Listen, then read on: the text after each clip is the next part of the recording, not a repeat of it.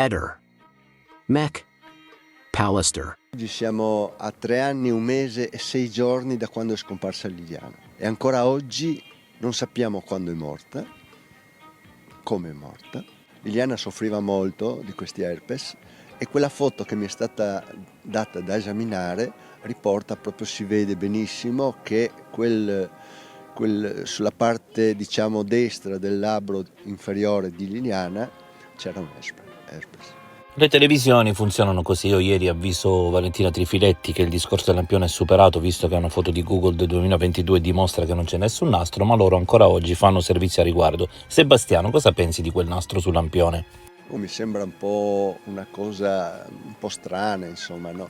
L'idea che mi sono fatto io è che comunque è tutta una zona dove ci vanno le coppiette, è un posto, diciamo, sicuro, non c'è isolato, non è isolato, e probabilmente qualcuno che magari aveva l'abitudine di andare lì con la sua fidanzata ha pensato bene di coprirlo con del nastro, insomma. Per me mi sembra proprio una cosa poco rilevante. Sì. Claudio Sterpin sta facendo l'impossibile per riuscire a incastrarti. Ma io di questo signore non ne voglio parlare, ti dico sinceramente, perché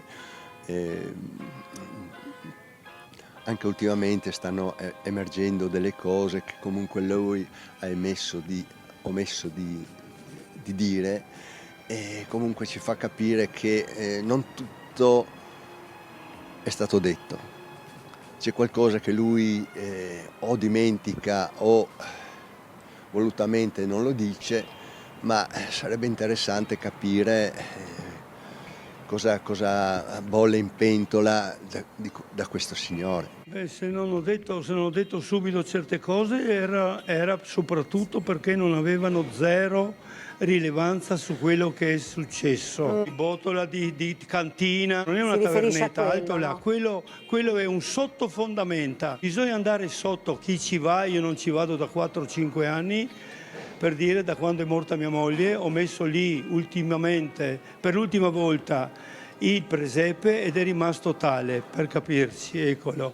Motivo per il quale là sotto non ci può andare quasi nessuno perché l'altezza massima sarà 1,5 metri, bisogna andare gobbi, si batte la testa e quando strapiove quasi sempre il fondo si allaga. Io stesso ho messo i piedi dentro. Si dice da un po' che uno dei piedi di Liliana era raggrinzito come se fosse stato immerso nell'acqua, e Claudio Sterpin mostra la sua buona fede dicendo che proprio nella sua pseudo cantina ci sta la possibilità di allagamenti.